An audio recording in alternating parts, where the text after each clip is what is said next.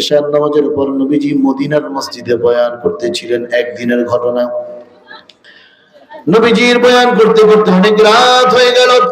সাহাবায়ে কেরামরা নবীজির দরবার থেকে যার যার বাড়ির দিকে রওনা করলেন। এক সাহাবীর নাম আবু হুরায়রা। এই আবু হুরায়রা সাহাবীও নবীজির দরবার থেকে বাড়ির দিকে রওনা করলেন। ঘরের সামনে গেলেন, ঘরের সামনে গিয়ে দেখেন এক মহিলা দাঁড়িয়ে আছে। এই মহিলা আবু হুরায়রা সাহাবীকে সালাম দিল। আবু হুরায়রা সাহাবী সালামের উত্তর দিয়ে ঘরের মধ্যে চলে গেলেন, দরজা বন্ধ করে দিলেন, শুয়ে পড়লেন। সাহাবীর মনে চিন্তা, আমার ঘুমাইতে যতই রাত হোক না কেন, আমার তো ফজরের নামাজ নবীজির পিছনে আদায় করতে হবে। আল্লাহু আকবার বলেন না। ইমানদার বিনা উযরে সে জামাত কখনো কাজা করবে না, জামাত ছুটবে না তার।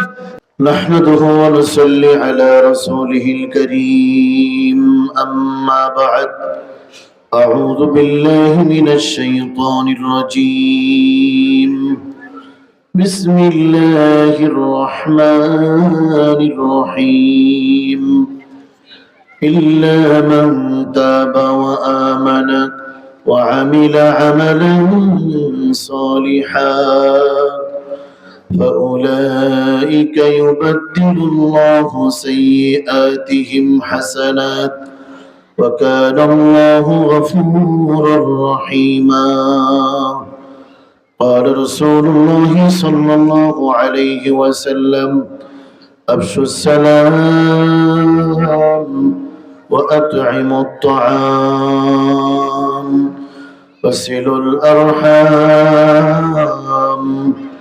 صلوا بالليل والناس نيام تدخلوا الجنة بسلام صدق الله مولانا العظيم وصدق رسوله النبي الكريم ونحن على ذلك من الشاهدين والشاكرين والحمد لله رب العالمين اللهم صل على محمد النبي الأمي وعلى آله وسلم تسليما اللهم بارك لنا في رجب وشعبان وبلغنا رمضان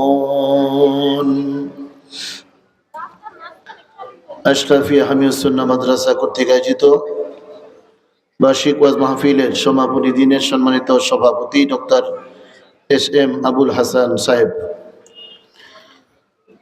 আজকে মাহফিলের আমন্ত্রিত হযরত উলামায়ে কেরাম, অতিথিবৃন্দ, উপস্থিত মাদ্রাসার সাধারণ সম্পাদক সৈয়দ সুলতান আহমেদ সাহেব, উপস্থিত আছেন বরিশালের প্রিয় মুখ, চেনা মুখ হযরত মাওলানা আবুল খায়ের আশরাফি সাহেব, মুহতামিম অত্র মাদ্রাসা,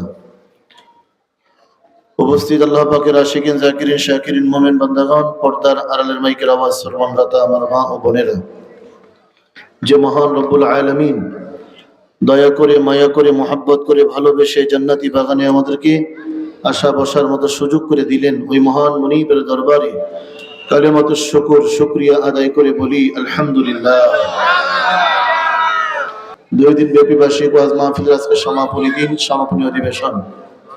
আগামীকালকে এখানে আর মাহফিল হবে না, আমরা সংক্ষিপ্ত আলোচনা শুনে দোয়া মোনাজাত করে এখান থেকে বিদায় হব ইনশাআল্লাহ। যতক্ষণ আলোচনা চলবে ধ্যান ও খেয়ালের সাথে আমরা আলোচনাগুলো শুনবো এবং সেগুলি জীবনে বাস্তবায়ন করার চেষ্টা করব ইনশাআল্লাহ। একটা ছোট্ট ঘটনা, যেহেতু প্রাসঙ্গিক আলোচনা চলে আসছে, রাত আর দিনের ঝগড়া। রাত বানাইছে কে? দিন বানাইছে কে? সূরা নবার মধ্যে কথাগুলো আছে, ওয়াজআলনা আল-লাইলা লিবাসা ওয়াজআলনা আন-নাহারা মাআশা।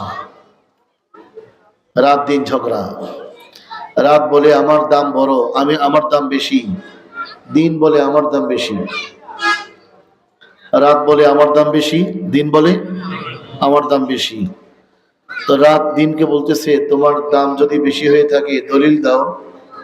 দলিল প্রমাণ ছাড়া তো গ্রহণযোগ্য হয় না, তুমি দলিল দাও।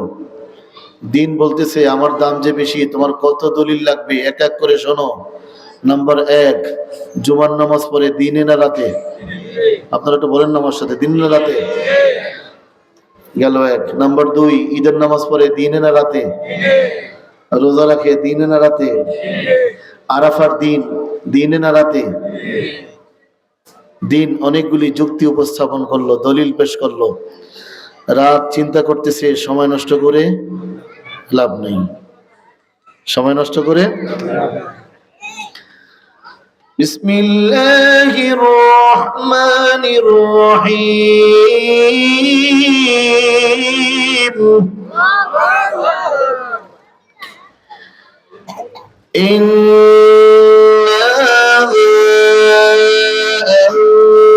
أنزلناه في ليلة القدر। আর বলা লাগবে? বুঝতে পারছেন? ব্যাখ্যা লাগবে? তরজমা লাগবে? আচ্ছা, দিনের মাথা সোজা করার কোনো লাইন আছে? আচ্ছা, এরপরে এটা হলো এক কথা। দ্বিতীয় কথা, এই পৃথিবীতে যত মানুষ আল্লাহ তাআলার প্রিয় বান্দা হিসাবে মকবুল হয়েছে, তাহাজ্জুদ ছাড়া, রাতের রোনাজারি ছাড়া হয় না, হয় না, হওয়া যায় না। চরমনের মরহুম আল্লাহর কুতুব কিভাবে রাত্রি জাগরণ করতেন, হক্কানি পীর মাশায়েখরা, ওলামায়ে কেরামরা কিভাবে রাত্রি জাগরণ করতেন, আর আমরা রাত্রি জাগরণ করি মোবাইল টিপে, ফেসবুক টিপে, ইউটিউবে, টিভির সামনে। শান্তি আসবে কিভাবে? চেঞ্জ হওয়া দরকার। গত বছর কথা বলে গিয়েছি, আজকে আবার আসছি। একটা বছর চলে গেছে, এর মানে কি? একটা বছর আমার আপনার কবরের জগৎ আগেই আসছে, একটা বছর আমার আপনার হায়াত বিয়োগ হয়ে গেছে, একটা বছর আমার আপনার মৃত্যু আগেই আসছে, কিন্তু আমল তো বাড়ে না। আমল কেন যেন কমে যাচ্ছে? আল্লাহ তাআলা সবাইকে বোঝার তৌফিক দান করেন। তো সেজন্য বলেছিলাম, যেহেতু আজকে শাবান মাসের প্রথম দিন, দিনের অংশ হলো, প্রথম অংশ হলো রাত। সেই শাবান মাসের প্রথম দিনের প্রথম অংশ হলো রাত, সে রাতের মধ্যে আছি। অতএব আশা করি সবাই শেষ পর্যন্ত থাকবো এবং মুনাজাত দিয়ে পরে বিদায় হব ইনশাআল্লাহ। আমাদের হায়াত সীমিত, অল্প হায়াত নিয়ে দুনিয়াতে আসছি। আজরাইল যখন আসবে, দুনিয়ার কোনো ক্ষমতায় কাজ হবে না। আর অহংকার করেও কোনো লাভ নাই। এই সমাজে অহংকারের কারণে অনেক সময় ক্ষমতাবানরা, যারা ক্ষমতায় নেই, তাদের উপরে জুলুম করে, নির্যাতন করে, হিংসা করে। আল্লাহ যদি কাহাকে উপরে উঠায় হিংসা করে, তাহাকে কেউ নামাই রাখতে। আর একটা ঘটনা মনে পড়ছে। আল্লাহর পয়গম্বর ইউসুফ আলাইহিস সালাম, তার ভাইয়েরা চক্রান্ত করে তাকে কূপের মধ্যে ফেলে দিয়েছে। ভাইয়েরা চক্রান্ত করে কূপের মধ্যে ফেলে দিয়েছে। ভাইয়েরা মনে করছে ইউসুফ মনে হয় শেষ। আসলে শেষ না, শুরু। আল্লাহ যদি কাউকে বাঁচায় রাখেন, তাকে মারার ক্ষমতা কারো। এই কূপের মধ্যে ইউসুফকে আল্লাহ তাআলা অনেক ঘটনা ঘটাইয়া একটা পর্যায়ে মিশরের খাদ্যমন্ত্রী বানাই দিলেন। ভাইয়েরা মনে করছে ইউসুফ কূপের মধ্যে শেষ, আর আল্লাহ বানাইলেন কি? এই যে আমাদের দেশের ঘটনা, এখন যিনি সরকার প্রধান, তার তো থাকার কথা জেলখানায়, ঠিক না বেঠিক? সে নিজেও সেটাই চিন্তা করছে যে কখন না জানি আবার গ্রেফতারি পরোয়ানা জারি হয়ে যায়, আমার জেলখানায় গিয়ে থাকতে হয়। কিন্তু আল্লাহ যেভাবেই হোক, পক্ষে বিপক্ষে কথা না, কিন্তু আল্লাহর কুদরতি ফয়সালা যে সে জেলখানায় যাবে না, সে মেহমানখানায় প্রধান মেহমান হয়ে থাকবে। আর যে প্রধান মেহমানখানায় থাকার কথা, সে দেশ ছেড়ে পালিয়ে যাবে। কি ঠিক না বেঠিক? যাক, এগুলি ঠিক বললেও ঠিক, না বললেও ঠিক, বাকি এগুলি বলার দরকার নেই, অনেকে মাইন্ড করে আবার। এই মিশরের খাদ্যমন্ত্রী বানালেন আল্লাহ তাআলা ইউসুফ আলাইহিস সালামকে। গ্রামের এক বাল্যকালের বন্ধু ইউসুফ পয়গম্বর, তার সাথে ছোটবেলা একসাথে খেলাধুলা করছে, একসাথে ছিল। সে শুনছে যে আমার বাল্যকালের বন্ধু মিশরের খাদ্যমন্ত্রী হয়েছে। সে ঠিকানা সংগ্রহ করে গেছে মিশরে খাদ্যমন্ত্রীর সাথে দেখা করার জন্য। এই সমাজে অনেক আছে গ্রামে ছোটবেলা একসাথে প্রাইমারিতে লেখাপড়া করছে, একই স্কুলে লেখাপড়া করছে, একই মাঠে খেলাধুলা করছে। একজনে রিক্সা চালায় আর একজনে সচিবালয়। এমন আছে কি নাই? তাই বলে যেই লোকটা সচিবালয়ে চলে গেল, সে যদি রিক্সাওয়ালাকে ঘৃণা করে, তাহলে আল্লাহ যদি নারাজ হয়ে যান, রিক্সাওয়ালাকে সচিবালয়ে নিয়ে সচিবালয়ের লোকটাকে রিক্সা ধরাবার ক্ষমতা যার আছে, জোরে বলেন তিনি একমাত্র। অহংকার করা যাবে না, টাকার অহংকার, ক্ষমতার অহংকার, ভাবের অহংকার করা যাবে না। আমি বড় হুজুর, আমি সভাপতি, আমি কেশিয়ার, আমি অমুক, লাভ নাই তো। বাল্যকালের বন্ধু ঠিকানা সংগ্রহ করে গেছে মিশরে। দারওয়ান, আমি আসছি, ইউসুফ আমার বাল্যকালের বন্ধু। দারওয়ান তাকে দেখে লেবাস পোশাক অত বেশি উন্নত না, চেহারা সুরত অত বেশি গিলিস মারে না। গ্রামের মানুষ গিলিস মারবে কিভাবে? এই সমাজে বহুত সন্তান এমন আছে, মা বাবা গ্রামে থাকে, মা বাবাকে শহরের বাসায় আনতে চায় না। কেন আনতে চায় না? মা বাবা শহরের স্ট্যাটাস বোঝে না, আধুনিকতা বোঝে না। ওই পুরা কপাল সন্তান বুঝতে পারতেছে না কোন সময় তার কপালে আগুন লেগে যায় যদি বাপ মার অন্তর থেকে আহ শব্দ বের হয়ে আসে। আমার আম্মা যদি কালো হয়, আমার আম্মা, আমার আব্বা যদি খাটো হয়, আমার আব্বা, আমার আব্বা এই দুনিয়ার সব থেকে সেরা আব্বা, আমার আম্মা এই দুনিয়ার সব থেকে সেরা আম্মা।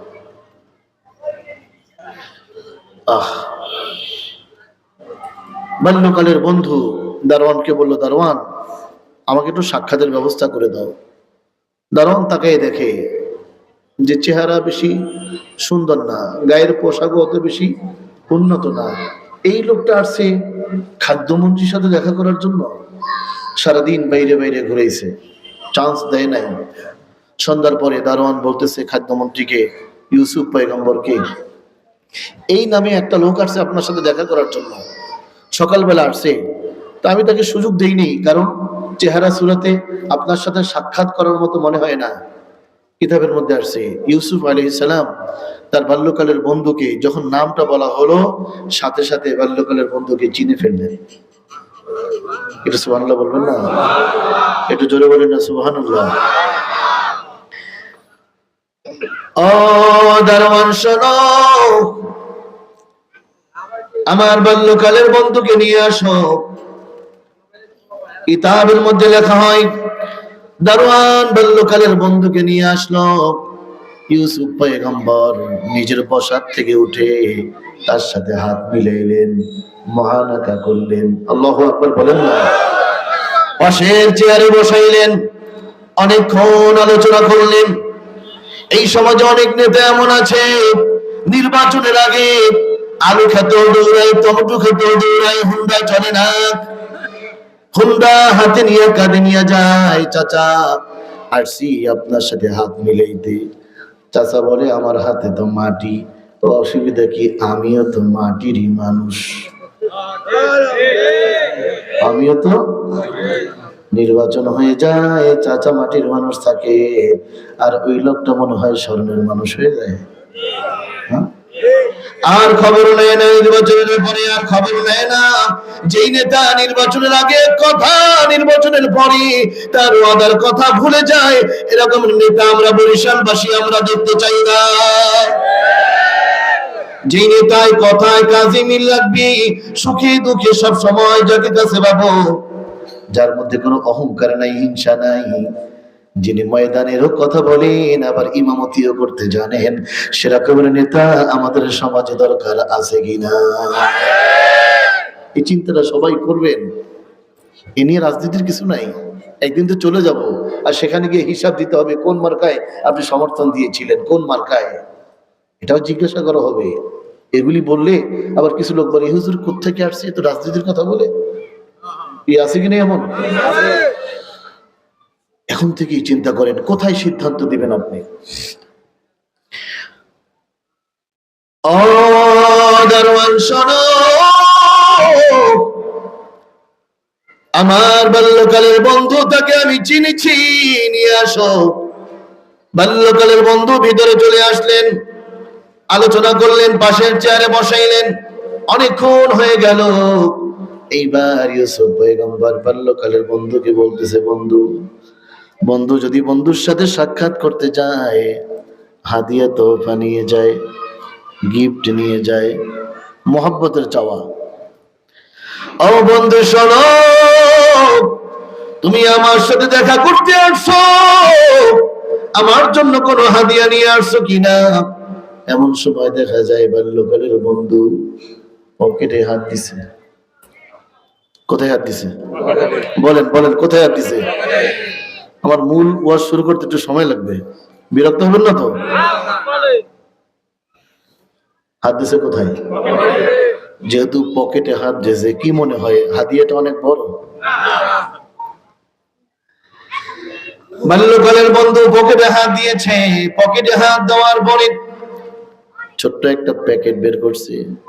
প্যাকেটটা ইউসুফ পয়গম্বরের হাতে দিয়েছে। বন্ধু, আমি একবারে খালি হাতে আসি নাই, আমি তোমার জন্য কিছু হাদিয়া নিয়ে আসছি।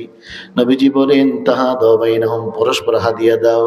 এখন মানুষ হাদিয়া দেওয়ার প্রথা ভুলে গেছে, হাদিয়া দিতে চায় না। পরস্পর সাধ্য মতো হাদিয়া দিবেন।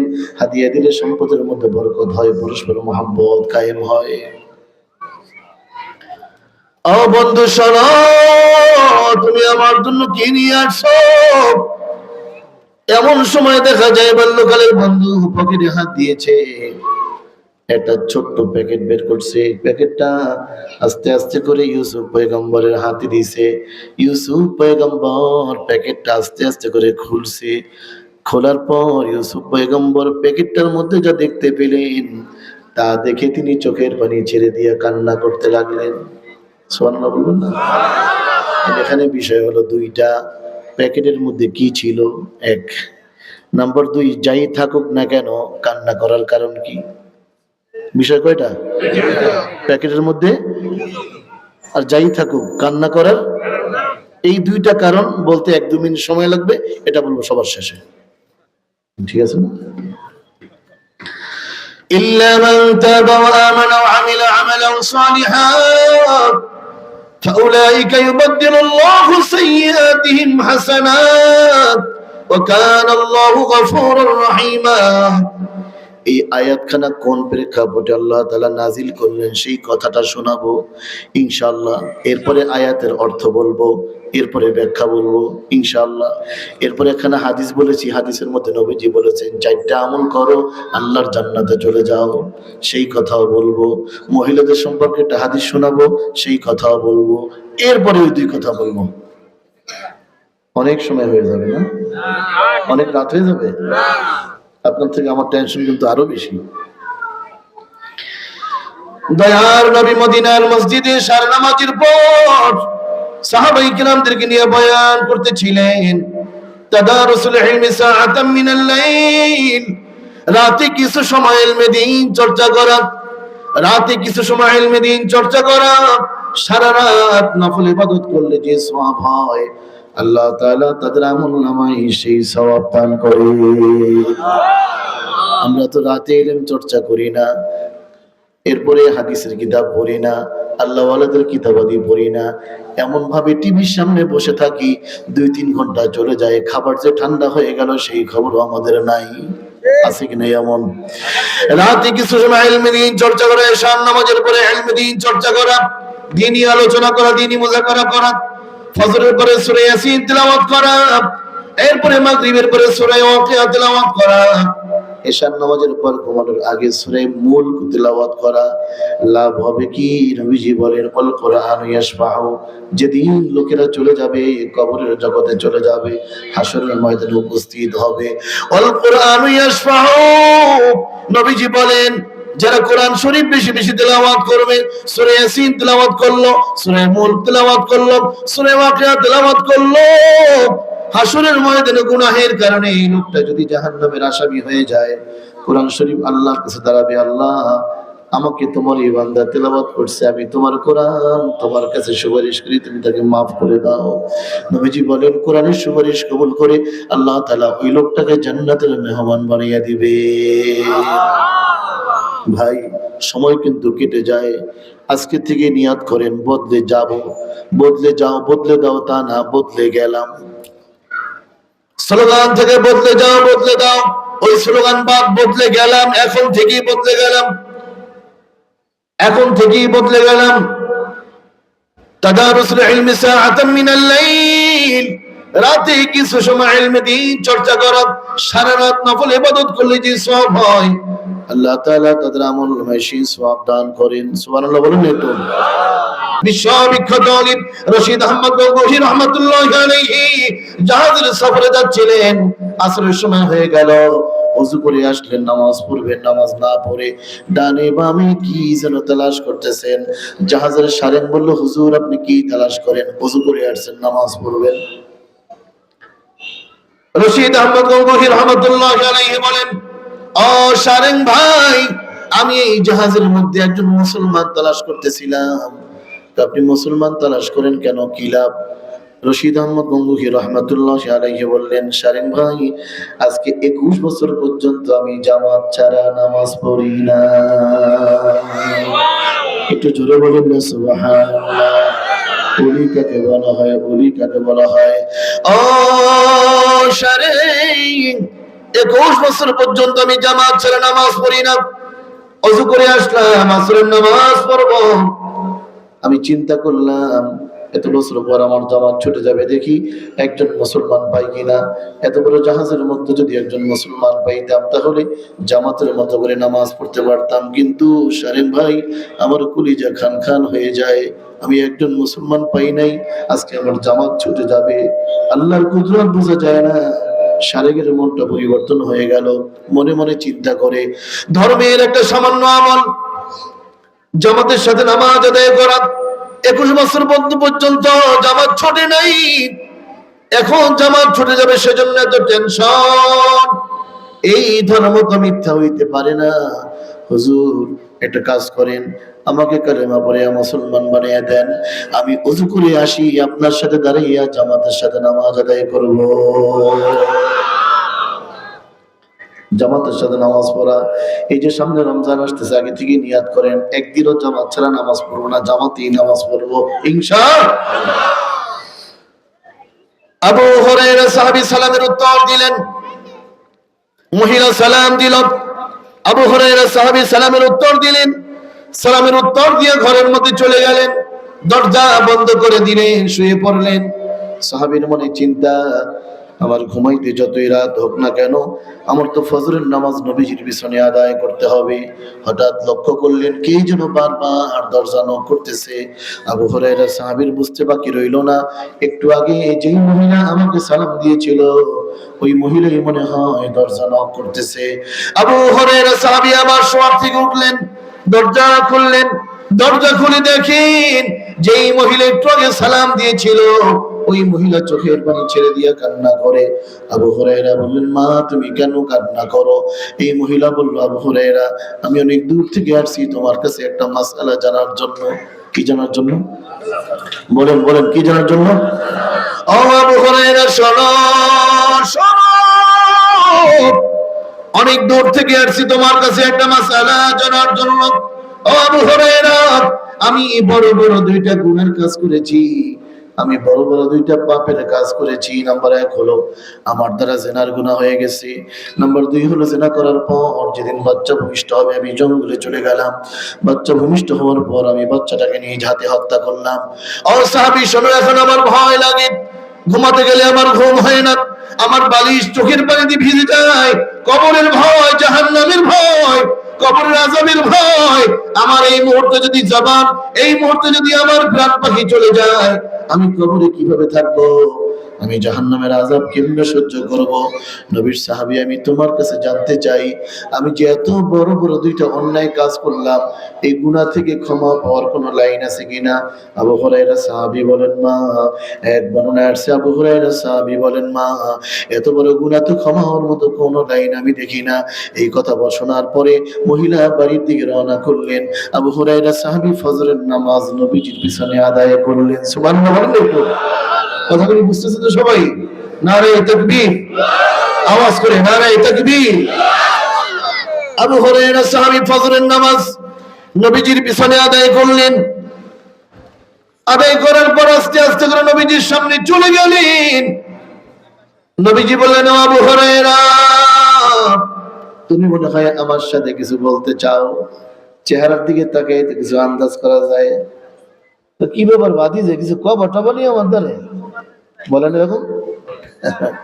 চেহারার দিকে তাকাই আন্দাজ করা যায়। নবীজি বললেন, আবু হুরায়রা তুমি মনে হয় আমার কাছে কিছু বলতে চাও। আবু হুরায়রা সাহাবী বললেন, নবী গো, আপনার সাথে আমার একটু কথা আছে। দয়ার নবী বলেন, আবু হুরায়রা শোনো, তোমার কিছুই বলা লাগবে না। আবু হুরায়রা তোমার কিছুই বলা লাগবে না। গতকাল রাতে আমার এখান থেকে যাওয়ার পর ওই মহিলার সাথে তোমার যে কথাবার্তা হয়েছে, আল্লাহ তাআলা একটু আগে ফেরেশতার মাধ্যমে আমাকে সব জানাইয়া দিয়েছে। আবু হুরায়রা শোনো শোনো, আল্লাহ তাআলা শুধু জানিয়ে দেন নাই, আল্লাহ তাআলা খানা আয়াত নাযিল করে দিয়েছেন। যে আয়াতখানা আমি আজকে আপনাদের সামনে তেলাওয়াত করেছি, ওই আয়াতখানার অর্থ এখনই বলবো। তার আগে একটু জরুরি কথা। আবু হুরায়রা সাহাবী কেমন সাহাবী ছিলেন? এখন তো মাদ্রাসার কথা শুনলে কিছু মানুষ এমন আছে মাদ্রাসাকে পছন্দ করে না, বোর্ডিংকে পছন্দ করে না, লিল্লা বোর্ডিংকে পছন্দ করে না। মাদ্রাসার কথা শুনলে মনে হয় যেন শরীর তাদের চুলকায়। এরকমের কিছু নাস্তিক মার্কা লোক আমাদের সমাজে আছে কিনা? ভয় নাই, কোনো কালেকশন করবো না, কালেকশন হয়ে গেছে, টেনশন নেই। আবু হুরায়রা সাহাবী কেমন সাহাবী ছিলেন? প্রত্যেকটা কথা ভালো করে মনে রাখবেন, এমন ভাবে শুনবেন, মনে রাখার নিয়তে শুনবেন, তাবলীগের নিয়তে শুনবেন।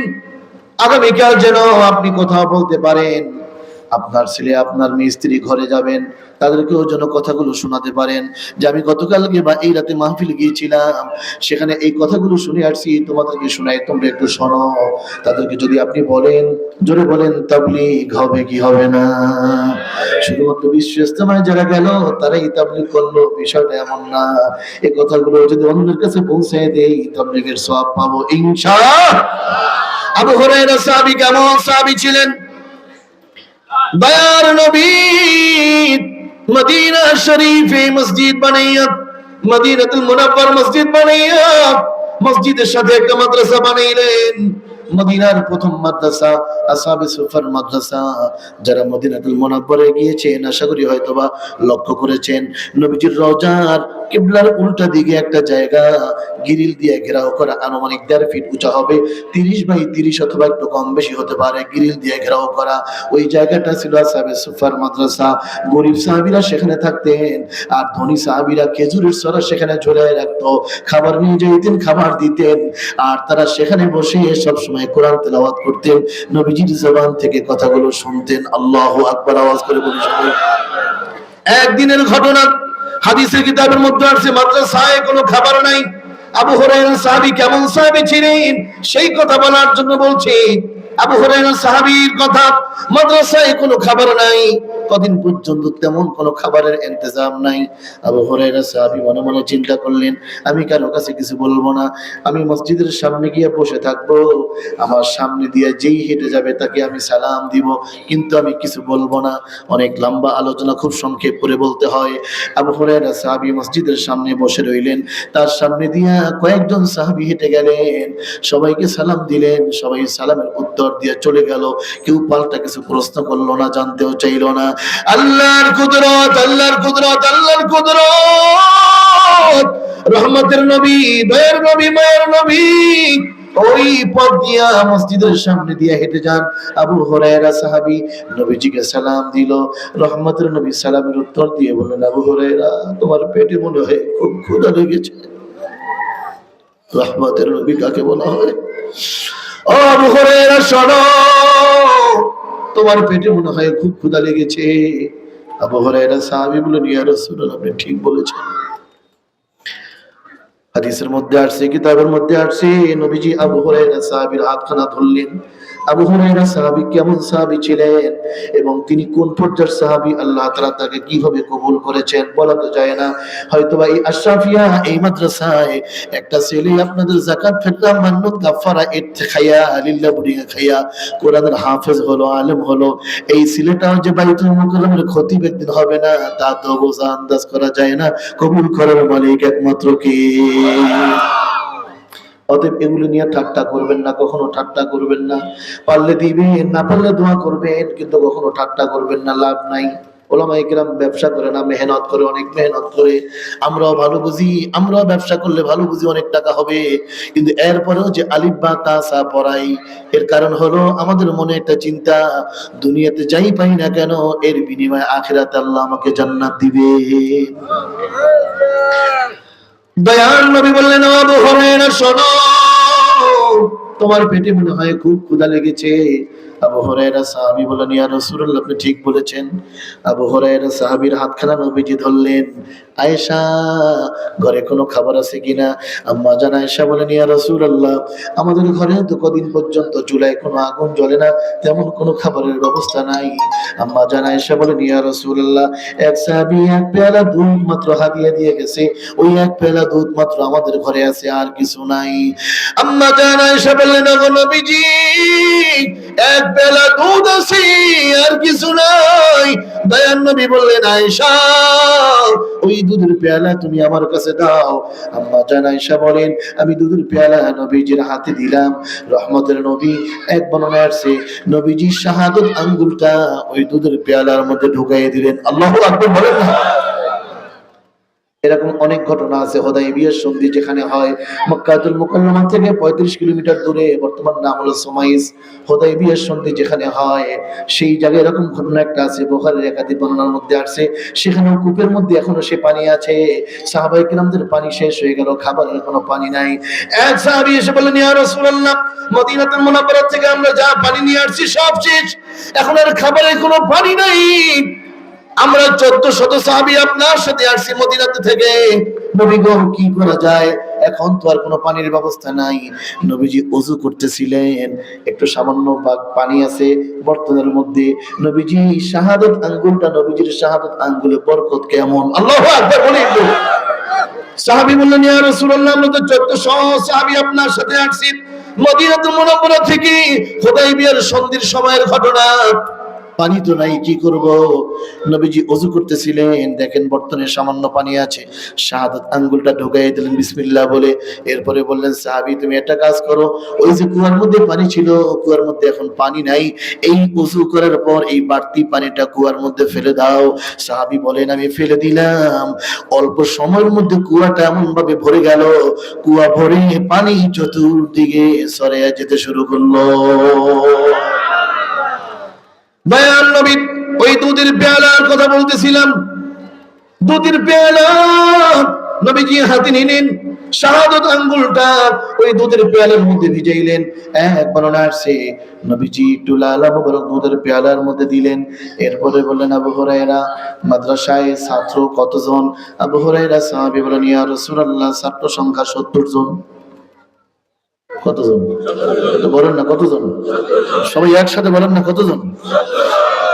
দয়ার নবী বললেন, আবু হুরায়রা শোনো, সবাইকে ডেকে নিয়ে আসো। ছাত্র 70 জন, সবাইকে ডাকতে বলতেছেন। দুধ কয় পেয়ালা? হাদিসের ভাষায় আসছে, কিতাবের মধ্যে আসছে, আবু হুরায়রা সাহাবী মনে মনে চিন্তা করতে লাগলেন, দুধ মাত্র এক পেয়ালা, আর আমার পেটে যে ক্ষুধা লাগছে, আমার একারই তো হবে না। আবার নবীজি সবাইকে ডাকতে বলেছেন, নবীজির কথা অমান্য করার সাহস কোন উম্মতের হতে পারে? নবীজির কথা যে অমান্য করে, নবীজির সিদ্ধান্ত যে অমান্য করে, সে আর নিজেকে ঈমানদার দাবি করতে পারে না। আর একটা ঘটনা মনে পড়ছে, বলবো? নবীজির সিদ্ধান্তই চূড়ান্ত সিদ্ধান্ত। ফালা ওয়া রাব্বিকা লা ইউমিনুনা হাত্তা ইউহাক্কিমুকা ফীমা শাজারা বাইনাহুম। এই আয়াতের শান নুজুলের ব্যাপারে একটা ঘটনা। সব ঘটনাগুলো কোরআনের তাফসীর কিতাবের মধ্যে আসছে। হযরত ওমর রাদিয়াল্লাহু তাআলা আনহুর কাছে একটা বিচার গেছে। বিচার, এক নামধারী মুসলমান আর এক মুনাফিক, এক নামধারী মুসলমান আর এক ইহুদি, তাদের মধ্যে জমি নিয়ে ঝগড়া। নামধারী লোকটা, নামধারী মুসলমান আসলে ছিল মুনাফিক। সে গিয়ে বলে, এই জমির মালিক আমি। ইহুদি বলে, জমির মালিক আমি। এবার দুইজন হযরত ওমর রাদিয়াল্লাহু তাআলা তার কাছে চলে গেলেন। হযরত ওমর, এর আগেও লম্বা ঘটনা আছে, আগে গিয়েছিলেন নবীজির দরবারে। নামধারী মুসলমান আর ওই ইহুদি জমি নিয়ে ঝগড়া। ইহুদি বলল জমির মালিক আমি, আর ওই নামধারী মুসলমান সে বলে জমির মালিক আমি। দুইজনে নবীজির দরবারে চলে গেল। নবীজি দুইজনের কথা শোনার পরে নবীজি দেখলেন জমির মালিক ইহুদি। নবীজির মধ্যে তো আর স্বজন প্রীতি নাই, বেইনসাফি করেন না। নবীজি নামধারী মুসলমানকে ধমকাইলেন, জমির মালিক তুমি না, তুমি কেন দাবি করো? এই জমির মালিক তো ইহুদি। নবীজি ইহুদির ব্যাপারে রায় দিয়া দিলেন জমির মালিক তুমি। এবার দুইজনে নবীজির দরবার থেকে বের হলো। বের হওয়ার পর নামধারী মুসলমান ইহুদিকে বলতেছে, একটা কাজ করি আমরা দুইজনে, আমাদের নবীজন ফয়সালা দিছি আমরা একটু আরেকটু যাচাই বাছাই করি, ওমরের কাছে যাই।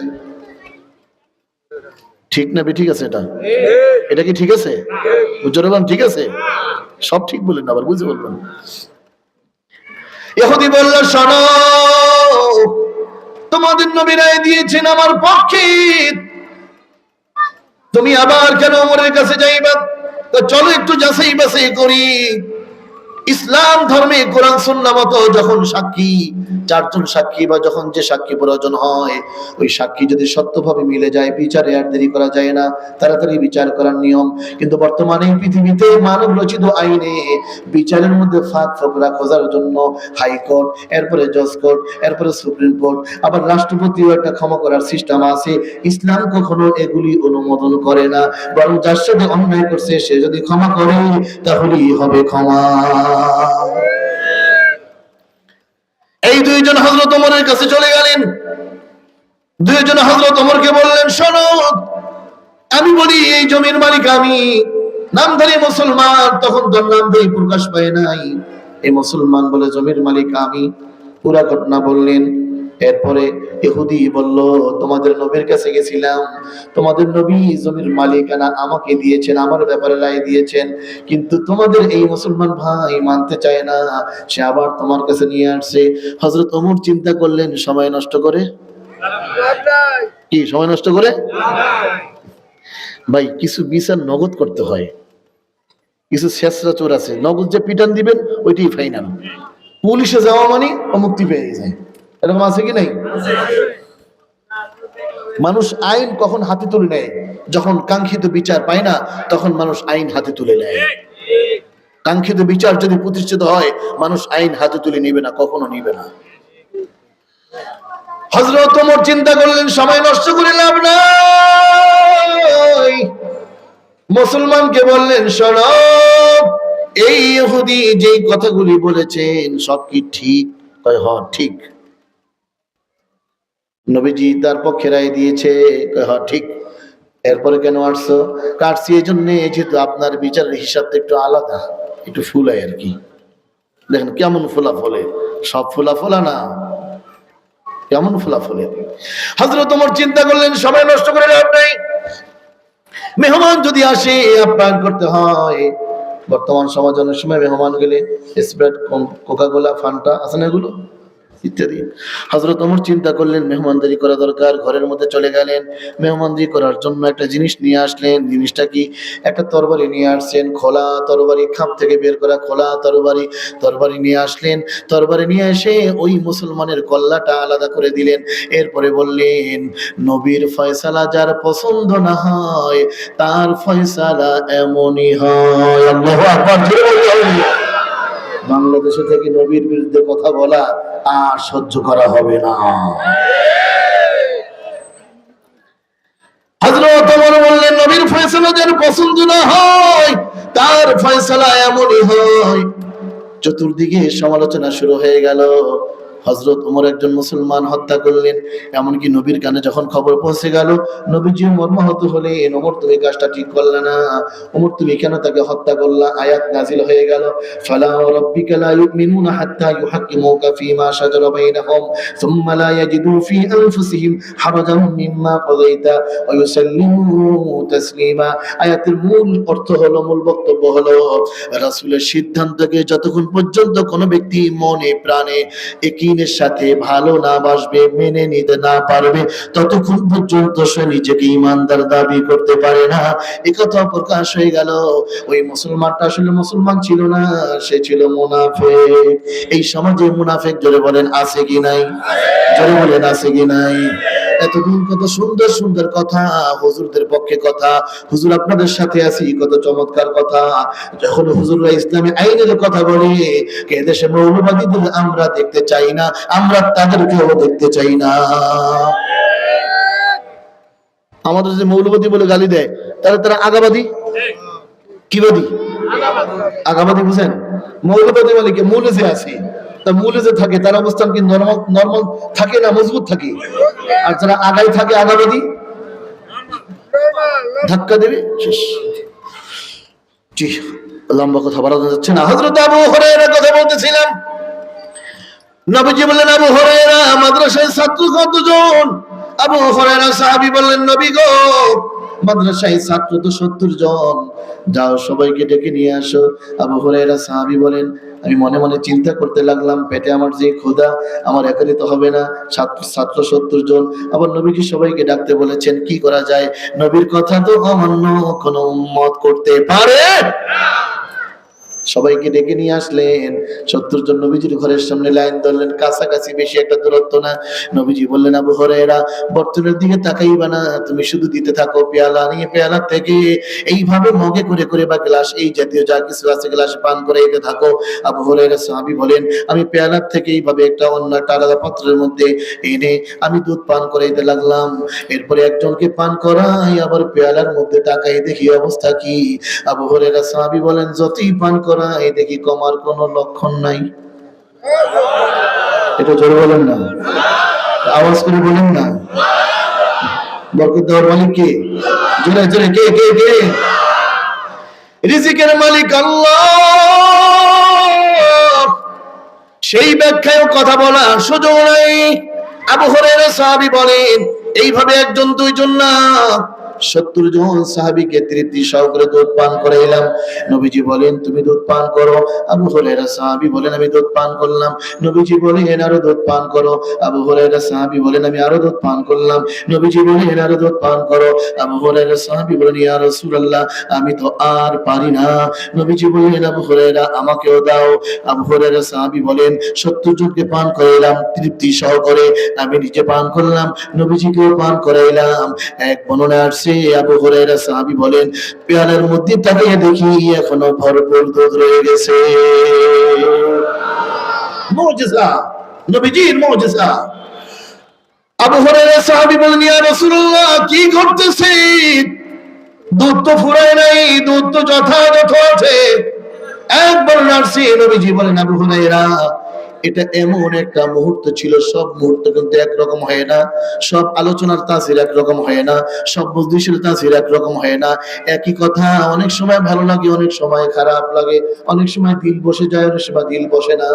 সব রকম সবকিছু একরকম মনে হয় না। আবু হুরায়রা সাহাবী বলেন, ইয়া রাসূলুল্লাহ, এতজনে দুধ পান করলাম, পেয়ালার থেকে তো দুধ ফুরাইলো না, সবই তো দেখা যায়। দয়ার নবী বলেন, আবু হুরায়রা শোনো,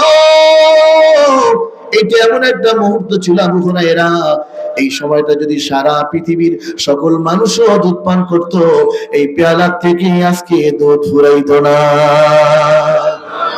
এই আবু হুরায়রা সাহাবী কথা আমি আপনাদের সামনে শোনাচ্ছি। আবু হুরায়রা সাহাবী মুসলমান হওয়ার পরে, কালেমা পড়ার পরে চিন্তা করলেন, আমি যার কাছে কালেমা পড়েছি, যার চেহারার দিকে তাকাইয়া আমি নূর পেয়েছি, আলো পেয়েছি, হেদায়েত পেয়েছি, তার দরবার ছেড়ে আমি যাব না। নবীজির দরবারে এমন ভাবে লেগে রইলেন, ওই যে লিল্লা বুটিয়ে তিনি খাইলেন। আসহাবে সুফার মাদ্রাসা, ধনী সাহাবীরা সেখানে খাবার নিয়ে আসতেন, ওগুলি খাইতেন আর পড়তেন, নবীজির জবান থেকে হাদিস শুনতেন। একটা পর্যায়ে এমন হয়ে গেলেন, তিনি সব থেকে বেশি হাদিস যিনি বর্ণনা করেছেন, তিনি হলেন এই আবু হুরায়রা সাহাবী। লিল্লা বোরিং নিয়ে ঠাট্টা করবেন, লাভ নাই। 5374টি হাদিস তিনি বর্ণনা করেছেন। এবার আসেন আয়াতের অর্থ। নবীজি বলেন, আবু হুরায়রা, গতকাল রাতে আমার এখান থেকে যাওয়ার পর ওই মহিলার সাথে তোমার যে কথাবার্তা হয়েছে, কথাটা মনে আছে তো? মূল কথা মনে রাখবেন। আল্লাহ তাআলা একটু আগে সব কথাগুলো আমাকে জানিয়ে দিয়েছেন। শুধু তাই না, আল্লাহ তাআলা একখানা আয়াত নাযিল করে দিয়েছেন, ইল্লা মান তাবা ওয়া আমানা ওয়া আমিলা আমালান সলিহা। আয়াতের মূল বক্তব্য হলো আল্লাহ তাআলা বলে দিয়েছেন, পৃথিবীর মানুষেরা শোনো, তবে যতই গুনাহ করো না কেন, যতই পাপ করো না কেন, যতই অন্যায় করো না কেন, তোমরা যদি খালিস ভাবে তওবা করতে পারো, আমি আল্লাহ তোমাদের জীবনের সব গুনাহ খাতা মাফ করে দেব। তওবার ব্যাখ্যা অনেকদিন আপনারা শুনেছেন আর শুনে থাকেন, সেই ব্যাখ্যা আমি যাব না। সর্বশেষ 2-4 মিনিটের মধ্যেই তওবার আলোচনা করব। তার আগে একখানা হাদিস বলেছিলাম, হাদিস খানা বলে নেই, বলবো? কেউ যাবেন না তওবার? দয়াল নবী বলেন, আফসুস সালাম ওয়া আতিমুত তাআম ওয়াসিলুল আরহাম সাল্লু বিল-লাইলি ওয়ান-নাসু নিয়াম তাদখুলুল জান্নাতা বিসালাম। এক এক করে মনে রাখবো 4টা আমলের কথা। বর্তমান সমাজে এমন দেখা যায়, অনেক ওয়াজ মাহফিল হয়, লম্বা সময় কথা হয়, কিন্তু 2-4টা কথা আমরা মনে রাখতে পারি না, যার কারণে আমলের মধ্যে ওরকম আসে না। এই 4টা আমলের কথা আমরা মনে রাখবো, কবুল করার মালিক কে? আরো জোরে বলি, কে কে কে? রহমতের নবী বলেন, ও যুবক শোনো, ও মুরব্বি, ও মা, ও বোন শোনো, আমলে আউলিয়া। সময় কিন্তু চলে যায়, বালিগ হওয়ার পর, বুঝ হওয়ার পর যতটা দিন চলে গেল, প্রত্যেকটা দিন যদি মনে করে করে 10 বার সুবহানাল্লাহ বলতাম, কত লক্ষ বার আমার আমলনামায় জমা হয়ে যেত। প্রত্যেকটা দিন যদি এভাবে 10 বার 20 বার আল্লাহু আকবার বলতাম, কত লক্ষ লক্ষ বার এই তাসবিহগুলো আমার আমলনামায় জমা হয়ে যেত। কিন্তু তাতে মনে করে করে বলি না, জিকিরও করি না, তাসবিহও পড়ি না। আজকে থেকে এগুলো আমরা মনে রাখবো, প্রত্যেকটা সময়টা কাজে লাগাবার চেষ্টা করব।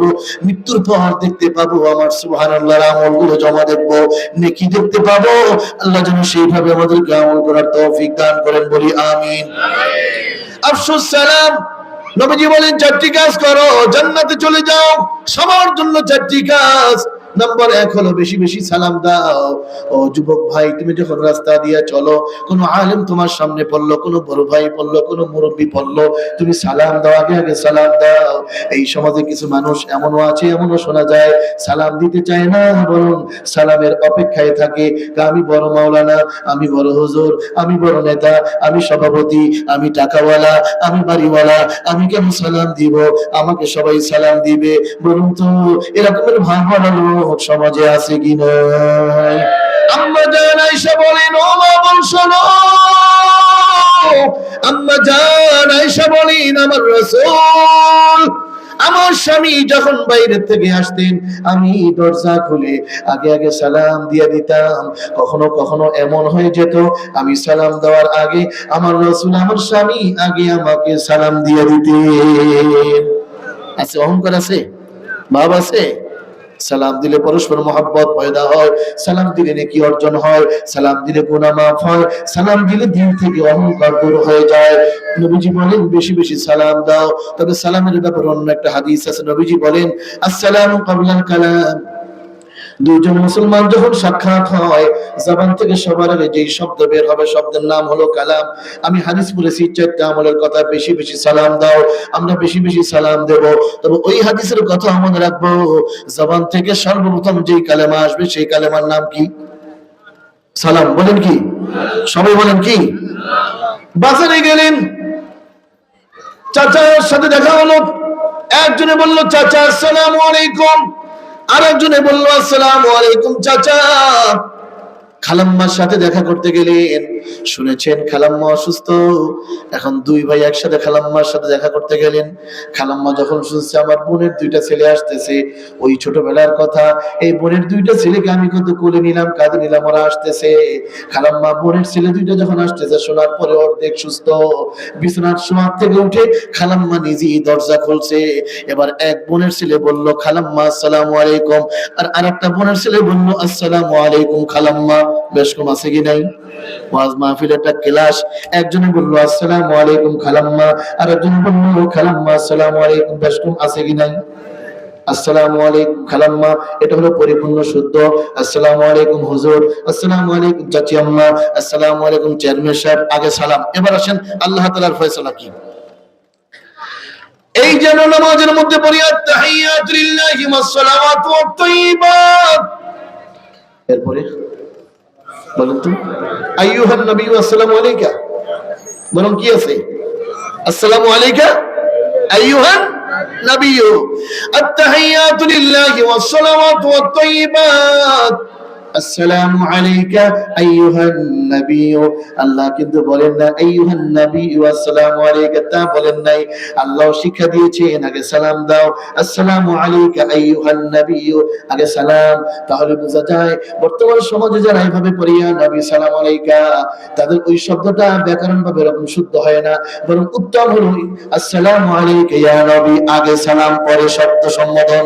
কোরআন শরীফ ওই যে আত-তাশাহুদের মধ্যে আত-তাহিয়াতুর মধ্যে সেই কথা বলে আসছে আসসালামু আলাইকা আইয়ুহান নবী, এটাই হলো বেশি সত্য। চারটি কাজ করব আজকে থেকে আমরা বেশি বেশি। নাম্বার 1 হলো আফসুস সালাম, বেশি বেশি সালাম দেব। যুবক ভাই তোমাকে কেন বলি বারবার, ও সমন্বয়করা অনেক খেলা তো দেখাইলা, আসল খেলা হবে আখিরাতের খেলা। দুনিয়াতে যদি ঈমান আমল মজবুত করতে পারো সেখানে তুমি সফল কাম হতে পারবে, আর ঈমান আমল মজবুত না করে দুনিয়াতে তুমি যতই কিছু দেখো না কেন তুমি সেখানে ব্যর্থ, তাতে কোনো সন্দেহ নাই। বেশি বেশি সালাম দিবা। সালাম দিলে কি হবে? আমি রাস্তায় চলতে গিয়ে কাউকে সালাম দিলাম, যাকে সালাম দিলাম সেও তো বলবে ওয়া আলাইকুম সালাম, এর মানে হলো সেও আমার জন্য দোয়া করলো। কোন দোয়াটা আমার জন্য আল্লাহর দরবারে কবুল হয়ে যায় বলা তো? অনেক সময় দেখা যায় ইমাম সাহেব চোখের পানি ছেড়ে দিয়া দোয়া করলো, তার দোয়া হয়তো বা কবুল হলো না, কিন্তু মসজিদের 5 নম্বর কাতারে এক কোণায় এক রিকশাওয়ালা চোখের পানি ছেড়ে দিয়া আল্লাহর কাছে বলছে, আল্লাহ কবুল করে নিছে। এমনও হতে পারে। এজন্য বেশি বেশি সালাম দিব, সেও তো আমার জন্য দোয়া করবে। 4টি আমলের কথা শোনাচ্ছিলাম। নাম্বার 1 হলো বেশি বেশি সালাম দেব। নাম্বার 2 হলো আতিমুত তাআম, অল্প সময়ের মধ্যে আলোচনা সমাপ্ত হয়ে যাবে। 4টি আমলের কথা বলবো, এরপরে 1-2 মিনিটের মধ্যে মহিলাদের একখানা হাদিস শোনাবো, এরপরে অল্প সময়ের মধ্যে তওবার কথা বলবো। সর্বশেষ ওই যে ছোট্ট একটা প্যাকেট, ভুলে গেছেন? প্যাকেট লাগবে? নম্বর 2 হলো আতিমুত তাআম। নবীজি বলেন সাধ্যমতো মানুষদেরকে খাবার খাওয়াও। কথাটা মনোযোগ দিয়ে শোনা দরকার। নবীজি বলেন 2 নম্বরে আমল হলো সাধ্যমতো মানুষদেরকে খাবার খাওয়াও। আমার যা তৌফিক আছে সাধ্যমতো মানুষদেরকে খাবার খাওয়াইবো, আলেমদেরকে খাওয়াইবো, মুরব্বিকে খাওয়াইবো, আত্মীয় স্বজনকে খাওয়াইবো, এতিমদেরকে খাওয়াইবো, গরিবকে খাওয়াইবো, ধনীকে খাওয়াইবো।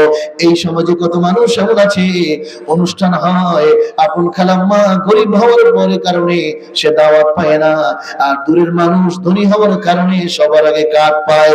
এরকম দাওয়াত সমাজে আছে কি নাই?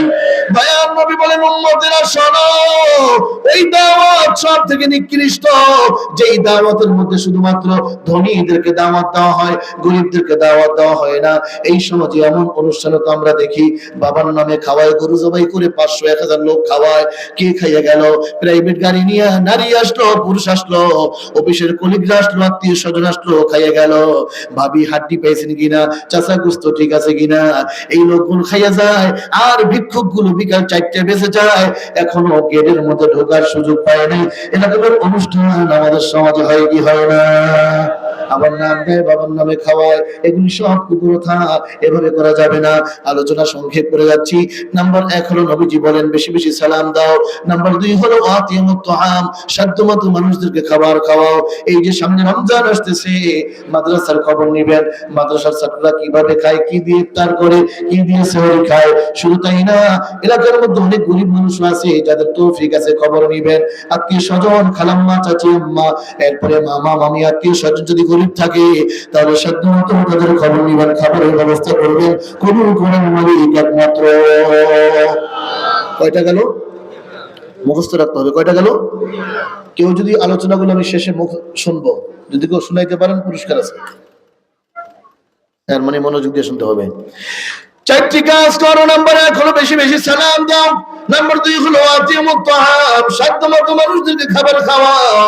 নাম্বার 3 হলো ওয়াসিলুল আরহাম, আত্মীয়তার সম্পর্ক বজায় রাখো। আল্লাহু আকবার বলেন না? আত্মীয়তার সম্পর্ক ছিন্ন করা যাবে না, আত্মীয়তার সম্পর্ক ছিন্ন করা যাবে না। চাচা ভাতিজা একসাথে কত আনন্দ ফুর্তি, একসাথে কত তাদের চলাফেরা, ব্যবসা বাণিজ্য, মিল মোহাম্মত। বাগানের জমি মাপতে গিয়ে গন্ডগোল লাগার কারণে 6টা বছর হয়ে যায়, চাচা ভাতিজার সাথে কথা বলে না, ভাতিজা চাচার ঘরে যায় না। এরকমের ঘটনা আমাদের সমাজে আছে কি নাই? আপন দুইটা ভাই বাবা ইন্তেকাল করলো, আপন দুইটা ভাই বাবা ইন্তেকাল করলো, এই ভাইগুলো বোনের সম্পদ সব লোকে নিয়ে গেল, বোনদেরকে কোনো সম্পদ দিল না। আমি আপনাদের কাছে জানতে চাই, বাবার সম্পদের মধ্যে ওই ভাইয়ের বোনের হক জোরে বলেন আছে কি নাই? বাবা ইন্তেকাল করলো, সব সম্পদ ভাইরা লিখে নিয়ে গেল, বোনদেরকে কিছু দিল না। বোন চাইতে আসলো, ভাইয়া আমি বড় অসহায়ের মধ্যে আছি, তুমি একটু ব্যবস্থা করো, আমিও তো মনে হয় 2% জমি পাই। ভাই এমন একটা কথা বললো, বোনটা কান্না করতে করতে বাবার ঘর ছেড়ে তার স্বামীর বাড়ি চলে গেল। 6টা বছর হয়ে যায়, বোন ভাইয়ের ঘরে আসে না, আর ভাই বোনের খবর নেয় না। আমি আপনাদের কাছে জানতে চাই, এরকমের ঘটনা সমাজে আছে কি নাই? মামা ভাগিনা, ও মামা ও ভাগিনা শোনো, মামা ভাগিনা কত মহব্বতের সম্পর্ক। একদিন ভাগিনা বলল, মামা আমার মা তো আপনার বাড়ি একটু সম্পদ পায়, ওই যে বাগানের সম্পদ তো মা একটু পায়। তবু আর লোভ গেল না, তবু আর লোভ কি বলে, কি বলে না, এডি ওয়াজ।